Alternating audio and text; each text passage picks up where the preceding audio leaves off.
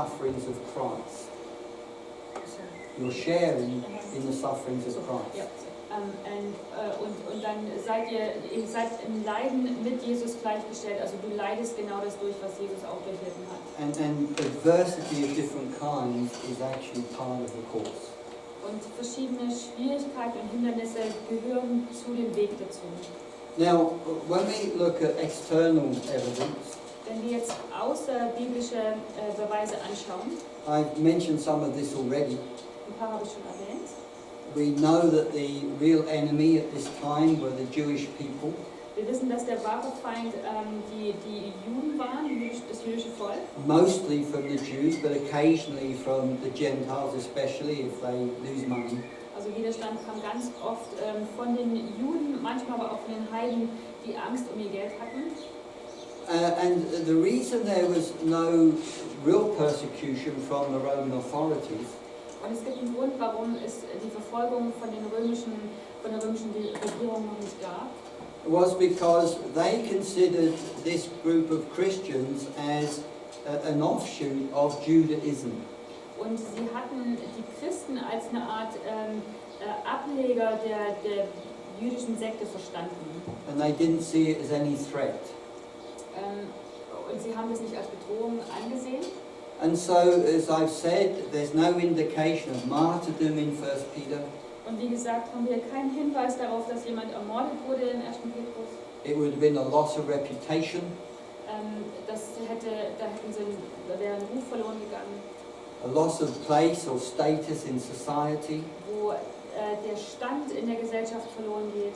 I mentioned the slander of cannibalism and incest. Und dann diese Gerüchte, die verbreitet wurden in Bezug auf Inzest und Kannibalismus. Maybe they would lose their job or their family would be against them, these kind of things. Oder dass sie vielleicht auch ihren Job verlieren oder ihre Familie verlieren. But I want you to know that all of this changed during Nero's reign. Aber nur zu eurer Information, das hat sich alles dramatisch verändert, als Nero an die Macht kam. When Paul went to Rome, the emperor was Nero. Als Paulus nach Rom ging, war Nero der Kaiser. And also when Peter was there writing this letter, Und genauso, wo Petrus dann in Rom war und diesen Brief geschrieben hat. when he talks there about the honoring the emperor supreme, Wo darüber gesprochen hat, den Kaiser zu ehren. this is chapter 2:13. Das ist Kapitel 2, Vers 13. It really had to do with just being seen as good members of society. Dass man einfach einen guten Stand hat oder in der Gesellschaft. But all of this changed just a few years after this letter. Aber ein paar Jahre nachdem der Brief hier geschrieben wurde, hat sich das sehr verändert. We know that Nero had great plans for Rome. Wir wissen, dass Nero große Pläne hatte für Rom. He wanted to build it as a glorious city, Er wollte es eine glorreiche, herrliche Stadt aufbauen. but it was overcrowded with lots of slums and other areas. Und es waren so viele Slums, so Gebiete in Rom voller Leute. And so 64, AD 64, we have the fire of Rome. It's quite a famous event. Und dann wissen wir, dass es 64 nach Christus ein großes Feuer in Rom gegeben hat. And the problem is, people lost everything. Und in diesem Feuer haben die Menschen wirklich alles verloren. There's no insurance policy. Es gab auch keine Versicherung, die einem das Geld wiedergegeben hat. Your house and all your possessions burned, and that's it. There's nothing. Dein Haus, dein ganzer Besitz verbrannt und dir bleibt nichts übrig. And people wanted to blame someone. Und die Menschen wollten jemanden beschuldigen dafür. And because it was known that Nero had this ambition, the blame began to be that he had started the fire deliberately. The rumor circulated that he started the fire deliberately. Und dann gab es ein Gerücht, dass er das Feuer absichtlich gestartet hat. And therefore there was a growing resentment against him. Und es wurde immer mehr, die Stimmen gegen ihn wurden immer lauter.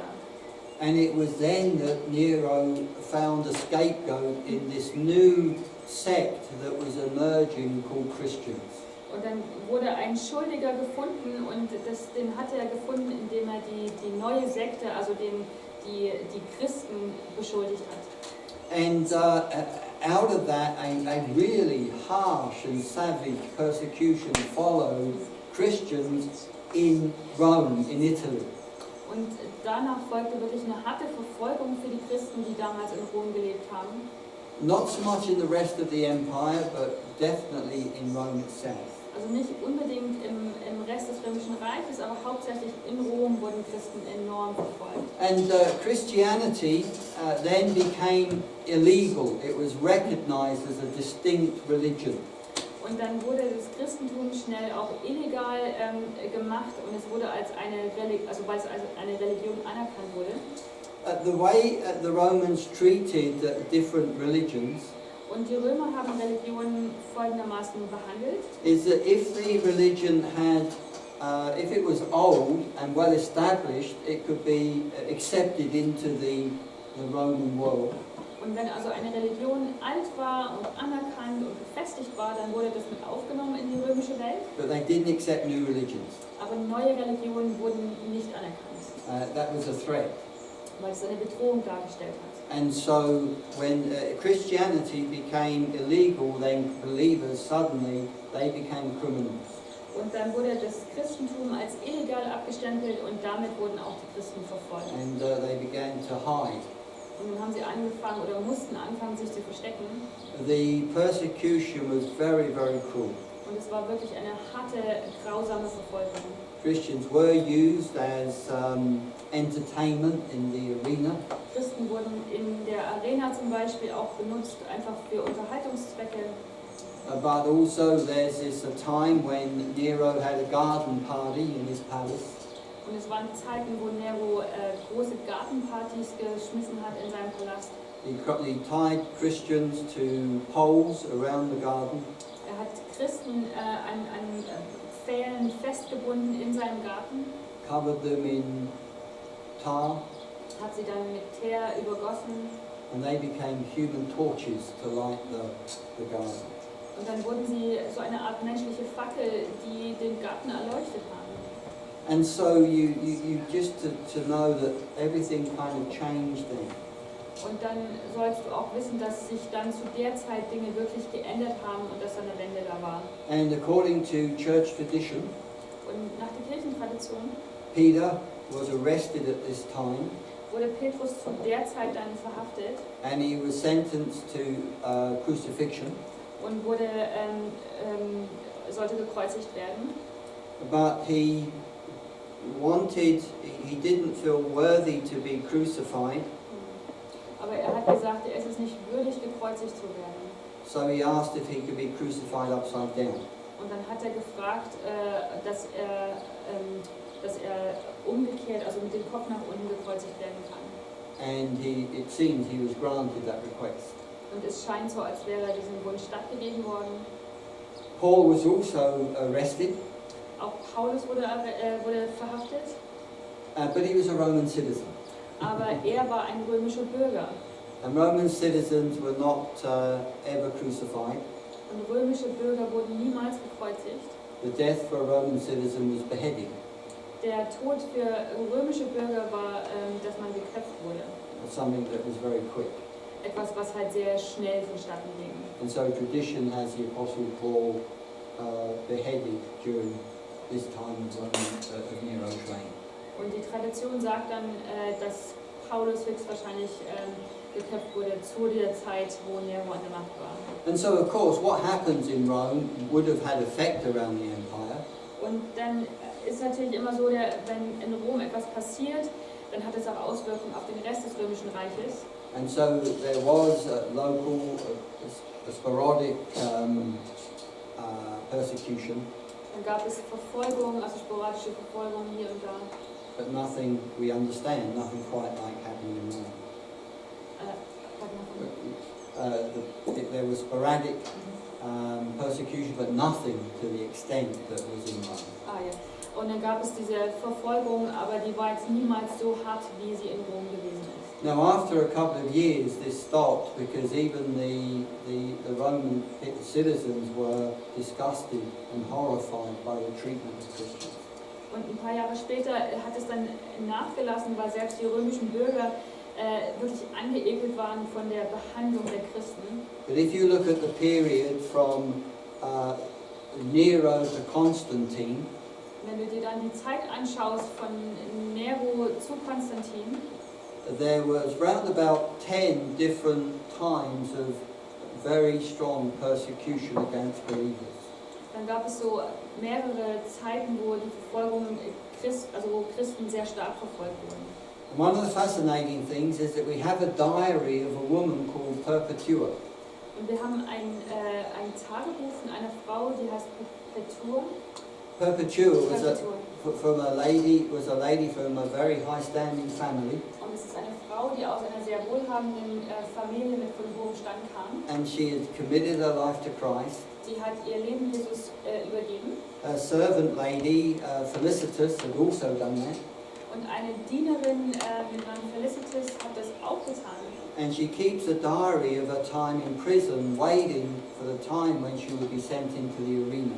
Und sie hat ein Tagebuch praktisch geschrieben und aufgeschrieben, was ihr jeden Tag widerfahren ist, und dann während sie gewartet hat auf den Tag, wo sie irgendwann in die Arena gehen muss. And she speaks in that diary of the anticipation she has of going into that arena so that she could die a martyr and meet Jesus.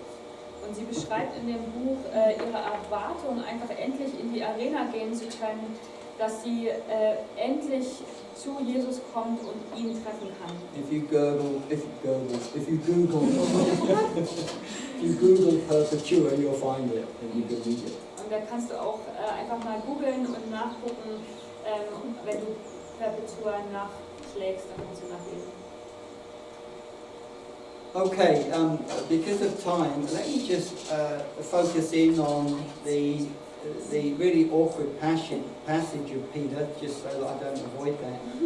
Und ich möchte auch ein paar Minuten nehmen, da gibt es eine Stelle, die ist ein bisschen umständlich, da möchte ich drauf eingehen. And that is in chapter 3, where it talks about the proclamation to the spirits in prison. Oh, sorry, it's in chapter 3, verse 19. Und im Kapitel 3, Vers 19 steht, und danach ging er und predigte den Geistern im Gefängnis. It just is talking about Christ, who was put to death in the flesh, but made alive in the spirit, in which also he went and made proclamation to the spirits in prison. Und da geht es, also davor steht, Jesus Christus starb oder sein Körper starb, doch er wurde wieder zum Leben erweckt und lebt nun im Geist. Und danach ging er und predigte den Geist im Gefängnis. And then it goes on, verse 20, who in former times did not obey when God waited patiently in the days of Noah, during which he built the ark. Und danach Vers 20, denen, die Gott vor langer Zeit ungehorsam waren, als Gott geduldig wartete, während Noah sein Schiff baute.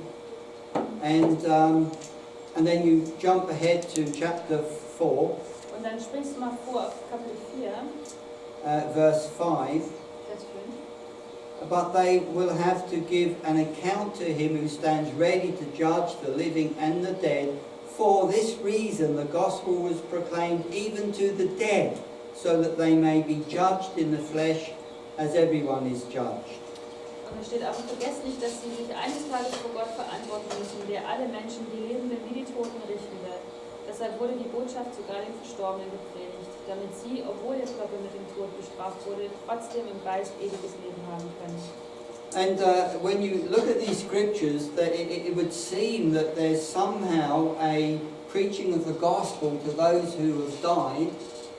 Und dann liest du diese Stelle und siehst, dass irgendwo auch die Botschaft, das Evangelium den Verstorbenen gepredigt wurde. And there's like a second chance after death to respond to the good news. Und dass es wie eine Art zweite Chance gibt, dass man auf das Evangelium reagieren kann, auch obwohl man schon gestorben ist. Which I guess would be the equivalent of purgatory.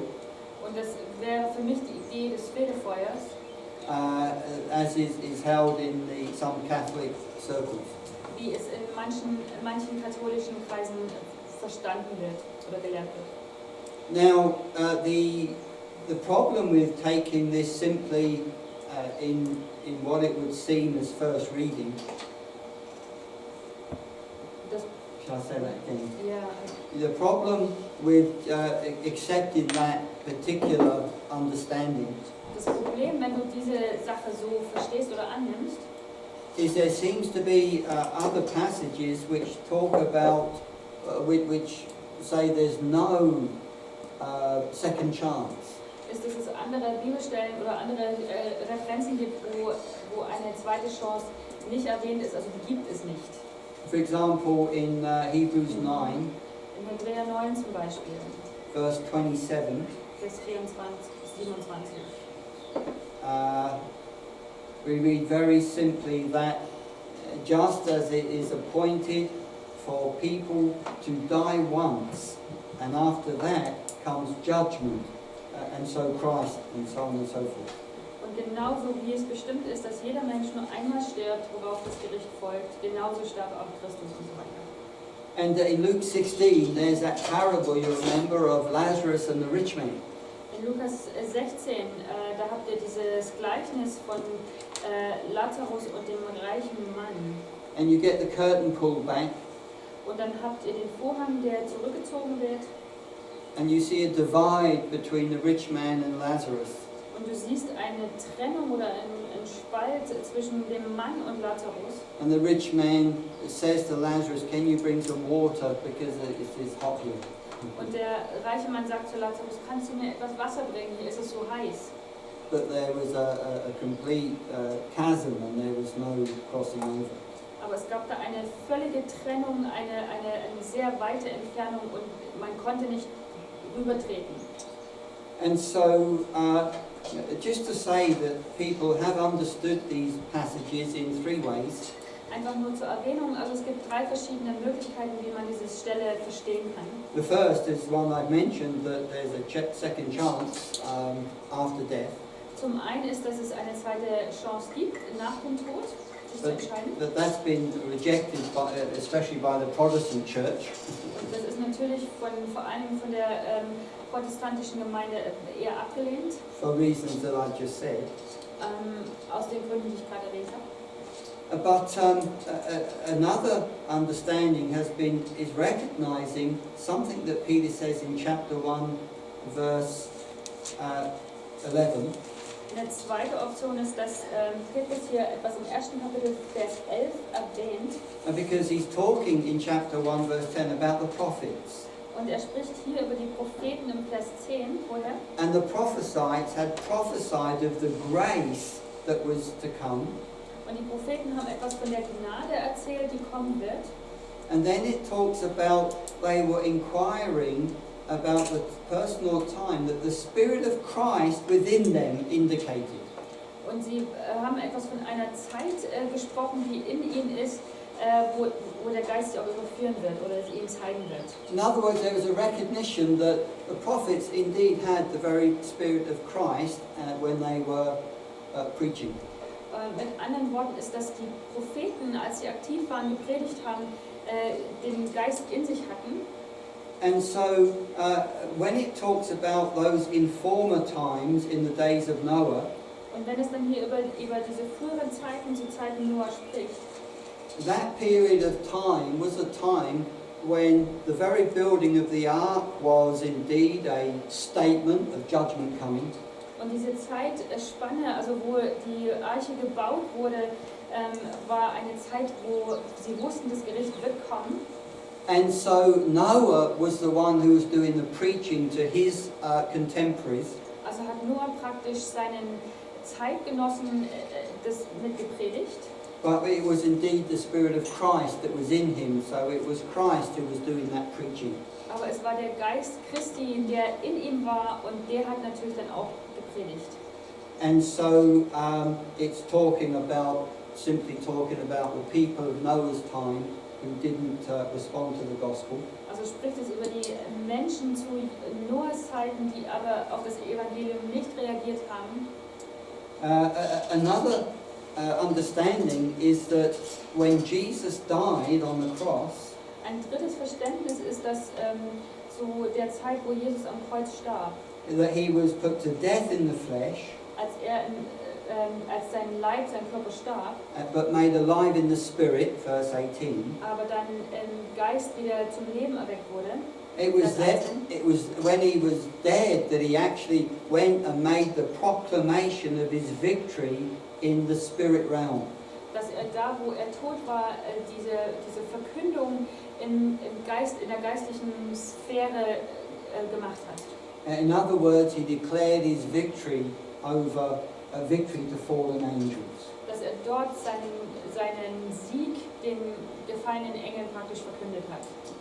And in chapter 4, Kapitel 4 dann, when it's talking about people needing to give an account to him who is going to judge the living and the dead, wo er sagt, dass die Menschen einfach Zeugnis geben müssen und gerade stehen müssen für alles und dass die Botschaft auch den Verstorbenen gepredigt, oder nee, die Lebenden wie die Toten.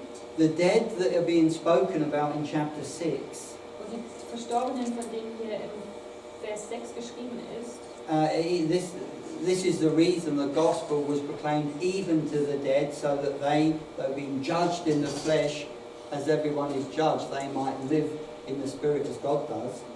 dass sie zwar gestorben sind, körperlich, aber dass ihnen die Botschaft gepredigt wird. Sorry, the second part. I simply read verse 6. Ja. Genau, dass obwohl ihr Körper mit dem Tod bestraft wurde, dass sie trotzdem jetzt im Geist ewiges Leben haben können. Vers 6. He's addressing a very similar problem to Thessalonians, 1 Thessalonians. Und er spricht ein ähnliches Problem im 1. Thessalonicher an. And the problem in Thessalonians was the church were concerned that some people in their congregation had died and Jesus hadn't returned. Und die Menschen dort in der Gemeinde, sie hatten, wie soll ich sagen, Angst davor, weil Menschen gestorben waren, bevor Jesus zurückgekommen war. And that was a problem to them because surely these believers have missed the return of Christ. Und es war natürlich ein Problem für sie, haben sich da Sorgen drüber gemacht, weil sie die Wiederkunft von Christus verpasst haben. And the Apostle Paul writes, and basically he says, calm down, relax. Und Paulus sagt dann zu ihnen, also jetzt kommt mal runter, entspannt euch ein bisschen. They haven't missed it. Ihr habt es nämlich nicht verpasst. Because when Christ returns, those who have died will be resurrected. Weil wenn Christus zurückkommt, dann werden die gestorben sind, wieder auferstehen. And those who are alive will be changed. Und die am Leben sind, die werden verändert. And we'll all meet Christ together. Und dann werden wir alle Christus gegenüberstehen. And Peter's saying, even though people have died, the gospel still needed to be preached to them. Und wo hier gesagt wird, also auch wenn sie gestorben sind, muss ihnen das Evangelium noch gepredigt werden. Because even though they've died, I judged in the flesh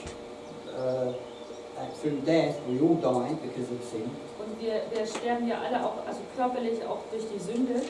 They will live in the spirit even as God does. In other words, there will be that resurrection. Können sie im Geist weiterleben, also wird es diese Auferstehung geben, so wie bei Christus es gewesen ist.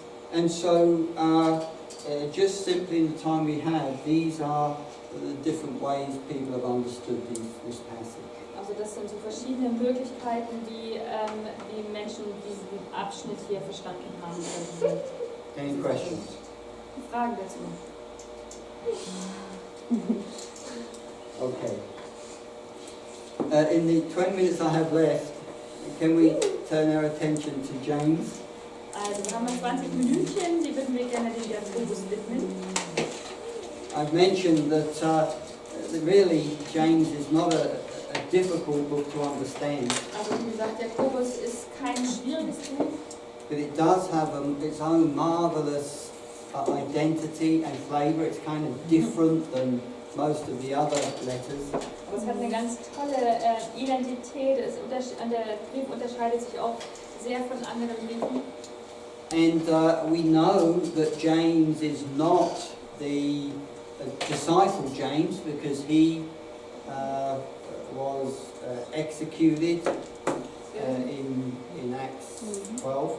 Wir wissen auch, dass dieser Jakobus hier nicht der Jakobus ist, der bei den Jüngern war, weil der ja in der Apostelgeschichte Kapitel 12 umgebracht wurde. It's usually identified as James, the brother or the half-brother of Jesus.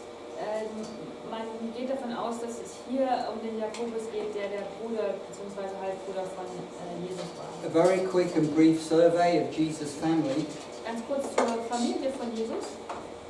Joseph really disappears from the record. Josef verschwindet irgendwann von der Bildfläche aus der Bibel. So presumably he died. He died before the ministry of Jesus. Also nehmen wir an, dass er gestorben ist, bevor Jesus seinen Dienst angefangen hat. Mary, as you know, appears in the Gospels. She was at the cross and at different times. Und wir sehen die Mutter, also wir sehen die Maria hin und wieder in den Evangelien und auch am Kreuz ist sie anwesend. We know the names of Jesus' half-brothers and we know he had sisters. Wir kennen die Namen von den Halbbrüdern von Jesus, auch dass er Schwestern hatte. His brothers were at the wedding at Cana, we read about. Wir wissen, dass die Familie bei der Hochzeit war in Kana. And we know that when Jesus rose from the dead, it says very specifically, he appeared to James. Und wir wissen, dass als Jesus wieder auferstanden ist, er sich Jakobus gezeigt hat. And this James became, it seems, the leader of the Jerusalem church. Und dieser Jakobus scheint der Leiter der Gemeinde in Jerusalem zu werden oder zu sein später. We know from Acts 1 that his brothers were at in the upper room at or wherever the Pentecost was. Wir wissen auch, dass seine Brüder, seine Halbbrüder bei Pfingsten dabei waren, in dem Raum im ersten Kapitel Apostelgeschichte. We even know that they were married. Und sie waren verheiratet. Because the Apostle Paul makes a comment about them in 1 Corinthians 9. Und Paulus erwähnt das im 1. Korinther Kapitel 9. We know they were not believers during Jesus' ministry. Wir wissen, dass als Jesus aktiv war in seinem Dienst, waren sie selbst nicht gläubig. In John 7 verse 5. Johannes 7 Vers 5. But we know that after the resurrection they came to believe in Jesus. Wir wissen aber, dass nach der Auferstehung von Jesus auch sie gläubig wurden. There's some traditions about this James. Es gibt ein paar Traditionen zu diesem Jakobus. He embraced the identity of a Nazarite. Er hat die Identität eines Nazareners angenommen. And apparently he spent so much time on his knees praying that he had a nickname of camel knees. Und er hat so viel Zeit auf seinen Knien verbracht, um zu beten, dass man ihm den Spitznamen Kamelknie gab. And according to tradition, und nach Tradition auch, he was martyred. Wurde er auch zum Märtyrer. The Pharisees, scribes threw him off this very high point of the temple. Die Pharisäer haben ihn von einem hohen Punkt, irgendeinem Ort im Tempel gestoßen. And then he was beaten to death. Und dann wurde er zu Tode gesteinigt oder geschlagen. Now, what is fascinating is that we have in archaeology an ossuary. I'll explain. Okay. In der Archäologie haben wir an ossuary. An ossuary. This is a picture of an ossuary. Haben wir das ist genau. It's actually a bone box. Also es ist eine Kiste aus Knochen. When the body is decomposed and there's just bones left. Oh, also wenn dein Körper verfällt praktisch, wenn er begraben ist und dann hast du nur noch die Knochen übrig. The bones are collected and put in this bone box. Und dann werden die Knochen gesammelt und werden in eine Kiste gepackt. But this ossuary that was found in Judah, Israel, actually has an inscription. Und dann wurde so eine Kiste entdeckt, gefunden und die hat eine Inschrift. And the inscription is James, the son of Joseph, brother of Jesus. Und die Inschrift lautet Jakobus, Sohn des Josef und Bruder von Jesus. Now, this is quite a remarkable find. Und das ist natürlich ein genialer Fund. I just wondered if they could do DNA tests and find out what they have. Es wäre natürlich toll, wenn man da nochmal einen DNA-Test machen könnte. But of course, there's a lot of unbelief around this. Aber da ist auch sehr